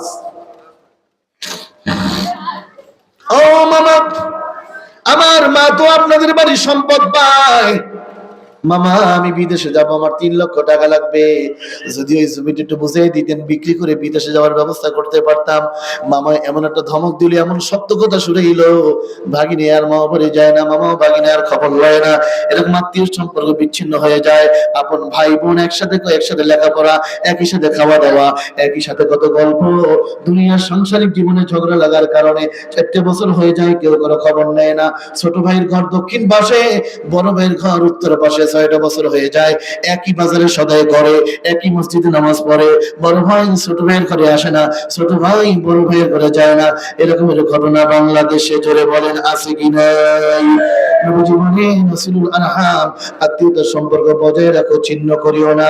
ভাইগুলো একটা কথা মনে রাখবেন, আমি আপনি যতই দূরত্ব বজায় রাখি না কেন, যেদিন চলে যাব মনে মনে কাঁদবে, কিন্তু করার কিছুই থাকবে না। এগুলি মনে করবে আর কষ্ট অনুভব করবে। সেজন্য যদি একটু লজ্জিত হতে হয়, আমি মিলে যাব, আমি আগে কথা বলবো, আমি আগে মিল মোহাম্মত করবো, আমি আগে মিলবো। কবুল করার মালিক একমাত্র। 4টি আমল করবো। নাম্বার 1 হলো বেশি বেশি সালাম দিব। নাম্বার 2 হলো সাধ্যমতো মানুষদেরকে খাবার খাওয়াইবো। নাম্বার 3 হলো নবীজি বলেন, ওয়াসিলুল আরহাম, আত্মীয়তার সম্পর্ক বজায় রাখবা, ছিন্ন করবা না। নাম্বার 4 হলো সাল্লু বিল লাইল ওয়ান নাস নিয়াম। নবীজি বলেন, রাতের বেলায় নামাজ পড়ো যখন লোকেরা ঘুমিয়ে থাকে। এর মানে যোহরের নামাজ। কোন নামাজ বলেন, বলেন কোন নামাজ? এবার আসেন, এই তাহাজ্জুদ নামাজ 4টি কথা আবার বলে নেই। আমি মুনাজাতের আগে আগে শুনবো, দেখি কোন যুবক অথবা কোন মুরব্বী শোনাতে পারবেন। প্রথম একজনকে পুরস্কার দেওয়া হবে, এই 4টি কথা যে ঠিক মতো বলতে পারবেন। নবীজি বলেন, বেশি বেশি সালাম দাও। নাম্বার 2 হলো সাধ্যমতো মানুষদেরকে খাবার খাওয়াও। নাম্বার 3 হলো ওয়াসিলুল আরহাম, আত্মীয়তার সম্পর্ক বজায় রাখো। নাম্বার 4 হলো 5 ওয়াক্ত নামাজের সাথে সাথে তাহাজ্জুদ নামাজের অভ্যাস করো। নবীজি বলেন, এই 4টা কাজ করবা, তুমি জান্নাতি হতে পারবা। যদি বলেন কয়টা কাজ, একটু পরে শুনবো। এবার আসেন যে কথা বলতে চাই, তাহাজ্জুদ নামাজ পড়বো, 5 ওয়াক্ত ফরজ নামাজ পড়িয়া না বাদ দিয়া। কষ্ট হয় না একটু? 11টা ওভার হয়ে গেছে, এই তো শেষ করে দিচ্ছি অল্প সময়ের মধ্যে। না ভাই, আবেগ ঠিক না। যে আবেগে বিবেক নাই, ওই আবেগের কোনো দাম নাই। আবার যেই বিবেকের মধ্যে শরীয়ত নাই, ওই বিবেকের কোনো। আর 15 মিনিট, বেশি না, 15 মিনিটের মধ্যে আলোচনা সমাপ্ত ইনশাআল্লাহ। হুজুর বলেছেন, নবীজি বলেছেন, সাল্লু বিল লাইল ওয়ান নাস নিয়াম, রাতের বেলায় নামাজ পড়ে যখন লোকেরা ঘুমিয়ে থাকে, এর মানে হলো তাহাজ্জুদ নামাজ এখন থেকে অভ্যাস করা। এই যে সামনে রমজান আসতেছে, আমরা তারাবি নামাজ পড়বো, এখন থেকে অভ্যাস করা। তাহাজ্জুদ এখন থেকে পড়া শুরু করি, রমজান মাসে পড়া সহজ হয়ে যাবে ইনশাআল্লাহ। এই 4টি আমল আমরা কখনো ছাড়বো না। তবে মনে রাখতে হবে, তাহাজ্জুদ নামাজ পড়বো 5 ওয়াক্ত পড়িয়া না বাদ দিয়া, পড়িয়া না বাদ দিয়া। ছোট্ট একটা ঘটনা শুনেই 5 ওয়াক্ত নামাজের বিষয়। যেহেতু অনেক লোক এমন আছে, অনেক যুব সমাজ এমন আছে, মাহফিল এখানে শুনতেছে, কিন্তু আজকে এশার নামাজটাও হয়তো বা পড়ে নাই। এরকমের খুঁজলে বের হবে কি হবে না? ও যুবক শোনো, রহমতের নবী দুনিয়া থেকে বিদায় নিলেন সোমবার। শনিবার দিন জোহরের সময়ের ঘটনা, নবীজি হুজরাখানায় শোয়া। নবীজি বললেন, আলী, আবু বকরকে ইমামতি করতে বলো। আবু বকর সিদ্দিক রাদিয়াল্লাহু তাআলা আনহু ইমামতির মুসাল্লায় গিয়া আল্লাহু আকবার বলে যখন তাকবীর দিলেন, এই তাকবীরের আওয়াজ নবীজির কানে পৌঁছে গেল। নবীজির ঘর আর মিম্বার একবারে পাশাপাশি। নবীজি বলেন, মা বাইনা বাইতি ওয়া মিম্বারি রাওযাতুম মিন রিয়াজিল জান্নাহ। রাসূল বলেন, আমার ঘর আর আমার মিম্বার এর মাঝখানে যে জায়গাটা, এই জায়গাটা হলো জান্নাতের টুকরা। শরীয়তের পরিভাষায় যাকে বলা হয় রিয়াজুল জান্নাহ। যারা মদিনা শরীফে যায়, রিয়াজুল জান্নাহ দুরাকাত নামাজ পড়ার জন্য পরেশান থাকে। আল্লাহ যেন সবাইকে কবুল করেন, বলি আমিন। আরো জোরে সরে বলি আমিন। নবীজি বললেন, আলী, আবু বকরকে ইমামতি করতে বলো। আবু বকর সিদ্দিক রাদিয়াল্লাহু তাআলা আনহু ইমামতির মুসাল্লায় গিয়া আল্লাহু আকবার বলে যখন তাকবীর দিলেন, এই তাকবীরের আওয়াজ নবীজির কানে পৌঁছে গেল। নবীজি বললেন, আয়েশা, তুমি একটা কাজ করো, ঘরের দরজার পর্দা সরিয়ে দাও, আমি দেখবো আমার সাহাবীরা কিভাবে নামাজ আদায় করে। আম্মা জান আয়েশা বলেন, আমি নবীজিকে জাগাইয়া নবীজির পিঠ মোবারকের সাথে বালিশ লাগাইয়া ট্যাগ লাগাইয়া দিলাম এবং ঘরের দরজার পর্দা সরিয়ে দিলাম। আম্মা জান আয়েশা বলেন, আমি দেখলাম, আমি যখন ঘরের দরজার পর্দা সরাই দিলাম, আমি দেখলাম, আম্মা জান আয়েশা বলেন, আমার স্বামী আমার রাসূল চোখের পানি ছেড়ে দিয়া কান্না করতেছেন। আম্মা জান আয়েশা বলেন, আমি একটা কাপড়ের টুকরা দিয়া রাসূলের চক্ষু থেকে পানিগুলো মুছতেছিলাম। আম্মা জান আয়েশা বলেন, অনেকক্ষণ হয়ে গেল, আমি দেখলাম আমার রাসূল একটু মুস্কি হাসি দিলেন। একটু সুবহানাল্লাহ বলেন না, একটু জোরে বলেন না সুবহানাল্লাহ। আম্মা জান আয়েশা বলেন, ইয়া রাসূলুল্লাহ, আমি যখন ঘরের দরজার পর্দা সরাইলাম, আপনি কেন কান্না করতেছিলেন? নবীজি বললেন, আয়েশা, এই যে সাহাবীরা নামাজ পড়ে, এই নামাজের দৃশ্য দেখে আমার কাছে কথা মনে পড়েছে। আয়েশা, এই নামাজের কথা বলতে গিয়া আমার শরীর থেকে কত রক্ত ঝরছে, এই নামাজের কথা বলতে গিয়া আমার শরীরে কত তীরবিদ্ধ হয়েছে, এই ইসলামের কথা বলতে গিয়া আমার শরীরে কত তীরবিদ্ধ হয়েছে। আয়েশা, সেই কথাগুলো মনে পড়ার কারণে আমার চোখে পানি চলে আসছে। আম্মা জান আয়েশা বলেন, ইয়া রাসূলুল্লাহ, তাহলে আপনি কেন মুস্কি হাসি দিলেন? নবীজি বলেন, আয়েশা শোনো, এই যে সাহাবীরা নামাজ পড়ে, এই নামাজের দৃশ্য দেখে আমার মন সাক্ষী দেয়, আমি একদিন থাকবো না, আমি একদিন থাকবো না, কিন্তু আমার এতিম উম্মতেরা কিয়ামত পর্যন্ত এই নামাজ চালু রাখবে। নামাজ আউয়ালু মা ইউহাসাবু বিহিল আবদু ইয়াউমাল কিয়ামাতিস সালাহ। ঈমানের পরে সর্বপ্রথম হলো নামাজ। হাশরের ময়দানে সর্বপ্রথম নামাজের হিসাব নেওয়া হবে। একজন মুসলমান নামাজ পড়বে না, তা তো হতেই পারে না। মুসলমান দাবি করবে আবার নামাজ পড়বে না, তা তো মেনে নেওয়া যায় না। চাচা ভাতিজা ঘুমাইলো, রাত 2টা বেজে যায়, হঠাৎ করে চাচার ঘুম ভাঙলো, তাকাইয়ে দেখে ভাতিজা ঘুমায় নেই। চাচা বলে, ও ভাতিজা, কি ব্যাপার, রাত তো 2টা বেজে গেল, তুমি কেন ঘুমাও না? ভাতিজা বলে, চাচা, সকালবেলা আমার 5,000 টাকা হারিয়ে গেছে, টেনশনে আমার ঘুম হয় না, কত তালাশ করলাম পাইলাম না, কত খোঁজাখুঁজি করলাম পাইলাম না, টেনশনে আমার ঘুম হয় না। ও ভাতিজা শোনো, 5,000 টাকা হারিয়ে গেল, টেনশনে তোমার ঘুম হয় না, এই জীবন থেকে তোমার কত নামাজ ছুটে গেল, সেজন্য তোমার কোনো টেনশন হয় না। 5,000 টাকা হারিয়ে গেল দুনিয়ার টেনশন, আর এই জীবন থেকে তোমার কত নামাজ ছুটে গেল, এটা হলো কবরের টেনশন আর পরকালের টেনশন। একটা ওয়াদা কি আমরা করতে পারি ভাই, যতদিন বেঁচে থাকবো 5 ওয়াক্ত নামাজ আমরা ঠিক মতো আদায় করার চেষ্টা করব। কারা কারা রাজি হাতগুলো আল্লাহকে দেখায়। আল্লাহ যেন কবুল করেন, সকলে বলি আমিন। আরো জোরে সরে বলি আমিন। আলোচনা প্রায় সমাপ্তির পথে। 4টি কথা মনে আছে কারো? শোনাবেন একজনে, বেশি না তো, বলবো এরপরে, পরে একটু পরে, একটু অপেক্ষায় থাকি। তবে প্যাকেট তো না দিয়ে যাওয়া যাবে না, যাবে? প্যাকেটটা ভালো লাগবে। আল্লাহ, এইবার মহিলাদের সম্পর্কে একটা হাদিস শুনাই, মা বোন শোনো শোনো। অনেক পুরুষরা কয়, তাহলে আমরা যাই এই ফাঁকে, যেহেতু মহিলাদের হাদিস আমরা যাই। যাবেন? যাওয়ার কোনো লাইন আছে? 2 ইউনিট দেশের বাইরে, কিন্তু তা জানেন আপনারা, সাবেক বর্তমান যাই বলেন, ভালো মন্দ সেই ব্যাখ্যা যাচ্ছি না, দেশের বাইরে। তবে ঘর ঠিক, সব ঠিক, ঠিক না ঠিক?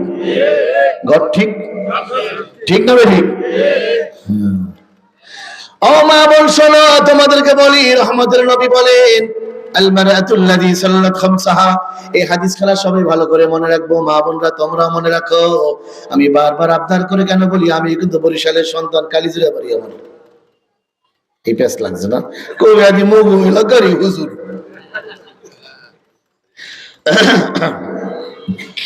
আল মারআতুল্লাযী সাল্লাত খামসাহা। ও মা বোন শোনো, রহমতের নবী বলেন যেই মহিলার মধ্যে 4টে গুণ পাওয়া, এখানে তো 4টি আছে, আবার আগে 4টে না, আজকে 4ই পাইছে, ভালো। আল মারআতুল্লাযী সাল্লাত খামসাহা, যেই মহিলার মধ্যে 4টে গুণ পাওয়া যাবে। নম্বর 1 হলো সাল্লাত খামসাহা, যেই মহিলা 5 ওয়াক্ত নামাজ ঠিকমতো আদায় করবে। কয়ত বলেন, বলেন কয়ত? এশার সময় স্বামী মসজিদ থেকে নামাজ পড়ে ঘরে গেছে, ঘরে গিয়ে দেখে স্বামী তো অপেক্ষায়, এখন খাবার দিবে। একটা খাবারের টাইম থাকে, আবার যদি ডায়াবেটিস রোগী অথবা খাবারের টাইম থাকে, দেরি হয়ে গেলে মাথা খারাপ হয়ে যায়, এটাই স্বাভাবিক, এটাই স্বাভাবিক। মসজিদ থেকে নামাজ পড়ে গেছে, দেখি স্ত্রী খাবার দেয় না, নামাজ পড়তেছে। স্বামী গুনতেছে, কি ব্যাপার, আমি তো আজীবন জানলাম যে এশার নামাজ পড়ে 9 রাকাত, তো আমার স্ত্রী তো নামাজ পড়তেই আছে, বলো নাকি। নামাজ শেষ হলো, কি ব্যাপার কুলসুম, কি নাম, পিঙ্কি টিঙ্কি না, আসলে নাম আছে না, পিঙ্কি নাম হলো পিঙ্কি। হ্যাঁ, মেয়েদের নাম অন্না, বন্যা, ঝর্ণা, এমনি বন্যার জেলায় বাসি না, মেয়ের নাম বন্যা। নাম সুন্দর নাম, এই জন্যই সন্তানকে সবার আগে মাদ্রাসায় দেওয়া। দিন শিখবে, নাম থেকে শুরু করে আখলাক আমল সব শুদ্ধ হয়ে যাবে। আল্লাহ যেন সবাইকে কবুল করেন, বলি আমিন। কি ব্যাপার কুলসুম, এশার নামাজ তো 9 রাকাত, তুমি যে নামাজ শুরু করলা শেষ করো না। এবার স্ত্রী বলে, স্বামী গো, ফজরের নামাজ পড়তে পারি নাই, জোহরের নামাজ পড়তে পারি নাই, আসরের নামাজ পড়তে পারি নাই, মাগরিব পড়তে পারি নাই, একসাথে সব কাজা উঠাই।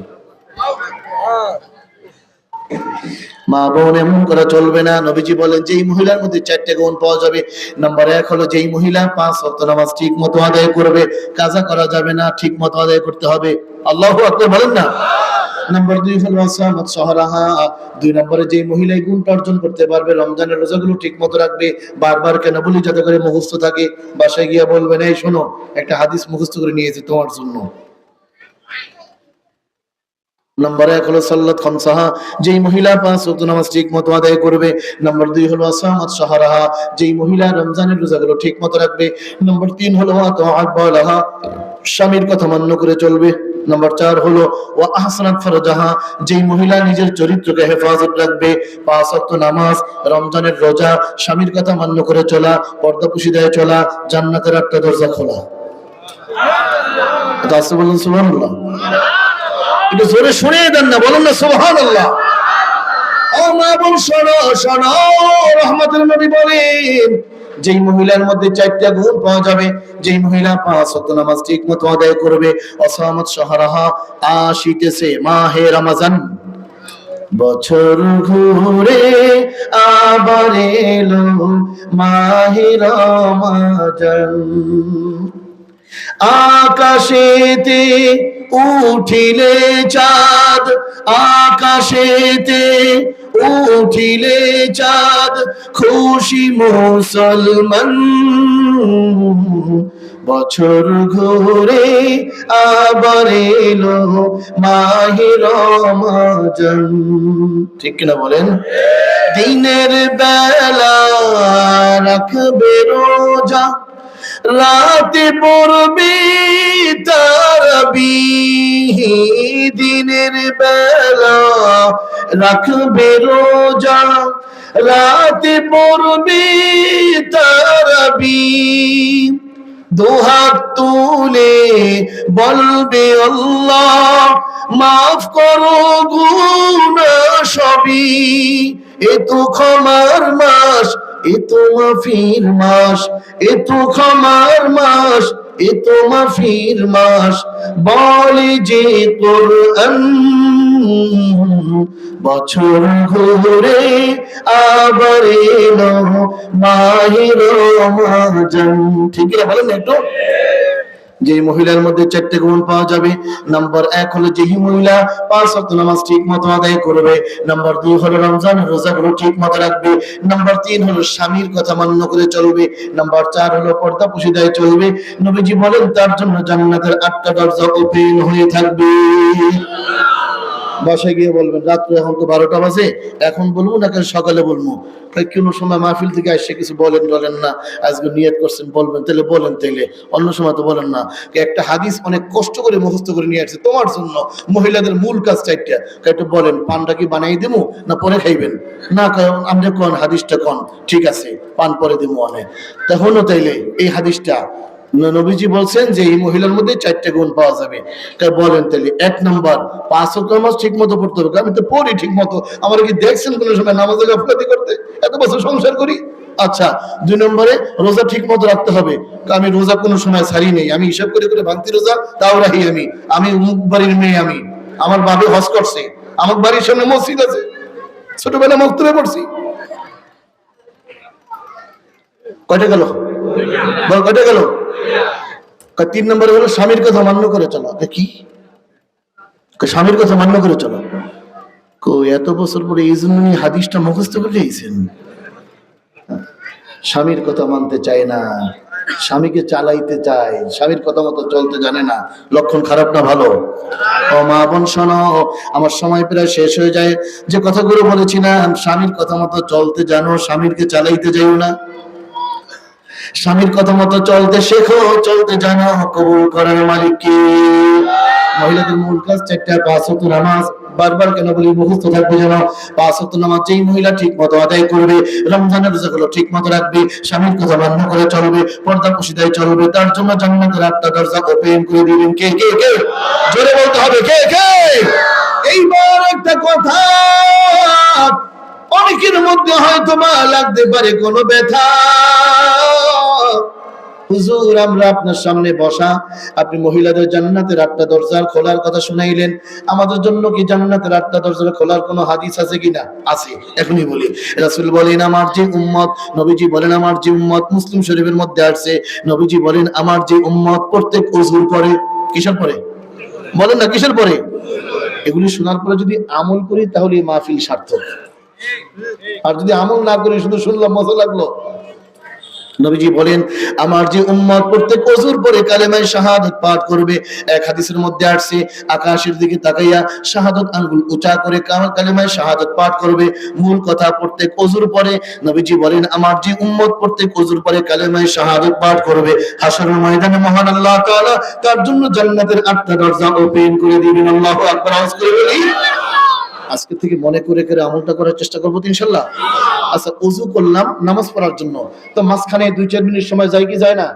তখন যদি কালেমায়ে শাহাদাত পাঠ করি, তাহলে বিকাশের মাধ্যমে দৈনিক 20 টাকা করে বিল দিতে হবে। ঘামাই যাবো আমি, কষ্ট হবে। শুধু জবান একটু মনে করে করে পড়া, কালেমায়ে শাহাদাত। কালেমায়ে কোন সময় বলেন, কোন সময়? প্রত্যেক ওযুর। শুধু পুরুষ না মহিলারা পড়বে? সবাই সবাই ইনশাআল্লাহ, বলি সবাই ইনশাআল্লাহ। যারা স্বামী স্ত্রী আসছেন মনে করাই দিবেন যে এটা আমল করে মাঝে মাঝে। ভাই, দুনিয়ার কত কাজের কথা মনে করাই দেই, তুমি কি ঔষধটা খাইছো? মনে করে দেয় কি দেয় না? এই আমলের কথাটা মনে করালে সমস্যা কি আছে? দুনিয়ার ঔষধে শরীর ভালো হবে, আর আমলের কথা যদি মনে করে দেন, সে যদি আমল করে জান্নাতের ফয়সালা হয়ে যাবে ইনশাআল্লাহ। আল্লাহ, এবার তওবার আলোচনা শেষ করে নিই, এরপর ইনশাআল্লাহ প্যাকেটটা খুলে দেব। إلا من تاب وآمن وعمل عملا صالحا فأولئك يبدل الله سيئاتهم حسنات।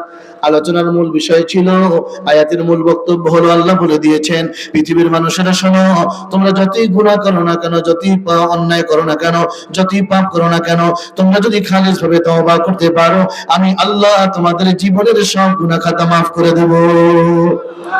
তওবার প্রথম শর্ত অন্তরে আল্লাহর ভয়। জোরে বলেন কার ভয়? সবাই বলি কার ভয়? নাম্বার 2 হলো সিদ্ধান্ত নেওয়া আমি আর গুনার কাজ করব না। নাম্বার 3 হলো, আরেকটি হলো মানুষের হক যদি নষ্ট করে থাকি, ওই হক ফিরিয়ে দিয়ে এরপর আল্লাহর কাছে তওবা করা। পরের জমি আমার দখলে আছে, আমি জানি যে আমার চাচার জমি আমার মধ্যে 2% আছে, আমি সেখানে বিল্ডিং করে থাকতেছি, চাচা হয়তো বা জানে না, কিন্তু যিনি জানেন তিনি একমাত্র। জোরে বলেন তিনি একমাত্র। আচ্ছা বলেন, এরকমের ঘটনা বাংলাদেশে আছে কি নাই? পরের জমি আমার দখলে আছে, আমি যতই তওবা করি কাজ হবে না, যতক্ষণ পর্যন্ত জমিওয়ালা ওই লোকটা আমাকে ক্ষমা না করবে। আব্বা আম্মাকে কষ্ট দিলাম, দুঃখ দিলাম, আর মসজিদে গিয়ে বলি আল্লাহ তুমি মাফ করে দাও, কাজ হবে না। আব্বা আম্মার কাছে ক্ষমা চাইতে হবে, এরপরে আল্লাহর কাছে ক্ষমা চাইতে হবে। এইভাবে যদি আমরা তওবা করতে পারি, নবীজি বলেন আত-তাইবু মিনাজ যামবি কামান লা যামবা লা, তওবাকারী এমন হয়ে যায়, খালিস ভাবে তওবাকারী, মনে হয় যেন তার আমলনামায় কোনো গুনাহই ছিল না। প্রিয় ভাই সকল, রাত 11:30 বেজে যাচ্ছে, আলোচনা আর বাড়াবো না। হাদিসের আমলটা মনে রাখবো। কয়টি কাজ বলেন? কয়টি কাজ? নাম্বার 1 বেশি বেশি, নাম্বার 2 সাধ্যমতো মানুষদেরকে, নাম্বার 3 আত্মীয়তার সম্পর্ক ছিন্ন করা যাবে না, আত্মীয়তার সম্পর্ক বহাল রাখতে হবে। নাম্বার 4 হলো 5 ওয়াক্ত নামাজের সাথে সাথে, শুনবে একটু পরে, মহিলাদের মূল কাজ 4টা: 5 ওয়াক্ত নামাজ, রমজানের রোজা, স্বামীর কথা মান্য করে চলা, পর্দা পুশিদায় চলা, জান্নাতের 8টা দরজা। প্রত্যেক ওযুর পরে কি পাঠ করব? কালেমায়ে শাহাদাত। আর বেশি বেশি ইস্তেগফার পাঠ করব, বেশি বেশি ইস্তেগফার পাঠ করব। সর্বশেষ একটা কঠিন সিগন্যাল, যেহেতু মাদ্রাসার মাহফিল, মাদ্রাসায় সন্তান কেন দিতে হয়? এই যে ইস্তেগফার করি আমরা শুধুমাত্র বোঝার জন্য, শুধুমাত্র বোঝার জন্য। অনেকে বলে আস্তাগফিরুল্লাহ, তাই করে তাক, তাকাব জবর তাক। আবার হলো আস্তাগফিরুল্লাহ, তা গয়েন জবর তাগো, তাই করে তাগো তাগো। দেখবেন অনেকেই বলে এটা অন্যায় হয়ে গেছে, আস্তাগফিরুল্লাহ আস্তাগফিরুল্লাহ, তুই কামটা করলি কি? আস্তাগফিরুল্লাহ শব্দটা আস্তাগফিরুল্লাহ না, শব্দ হবে আস্তাগফিরুল্লাহ, তা গয়েন জবর তাই করে তাগো, তাই করে তা গো। তাহলে শব্দ কি হয়? আস্তাক হবে না আস্তাগ হবে? আস্তাগ। ছোট ছোট বাচ্চারা, এই যে নুরানি মাদ্রাসায় বাচ্চাদেরকে আমরা বলি দেওয়ার জন্য, এজন্যই বলানো শিখে যায়। এখন আসেন, এটা কেন শিখতে হবে? এই জন্য শিখতে হবে, কেউ যদি বলে আস্তাগফিরুল্লাহ, তা গয়েন জবর তাগো, তাই করে তা গো তাগো, তাহলে অর্থ হয় যে আল্লাহ তুমি আমাকে মাফ করে দাও, আমি তোমার কাছে ক্ষমা চাই, আল্লাহ তুমি আমাকে মাফ করে দাও। আর কেউ যদি বলে আস্তাগফিরুল্লাহ, তাই করে তাক, তাকাব জবর তাক, তাহলে অর্থ হয় যে আল্লাহ আমি তোমার কাছে কুফরি চাই, তুমি আমাকে কুফরি দাও। দিন শেখা দরকার, দিন শেখা দরকার, দিন শেখা দরকার। قل يا أيها الكافرون,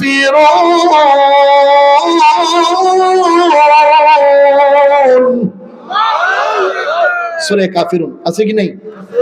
সেদিকে গেলে সময় 10 মিনিট বেড়ে যাবে। বাদ, প্যাকেটটা খুলে দেই, ঠিক আছে না? 4টি কথা শোনাবেন তো?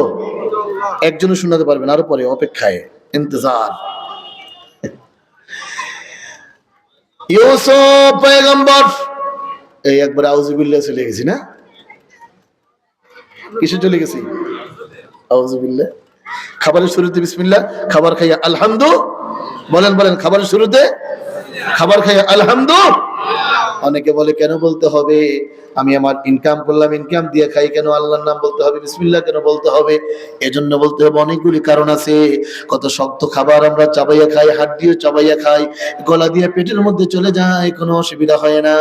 আবার অনেক সময় দেখা যায় পানি গলায় বাজিয়াও মানুষ মারা যায়। বাদুরি। খাবার শুরুতে বিসমিল্লাহ, খাবার খাইয়া আলহামদুলিল্লাহ।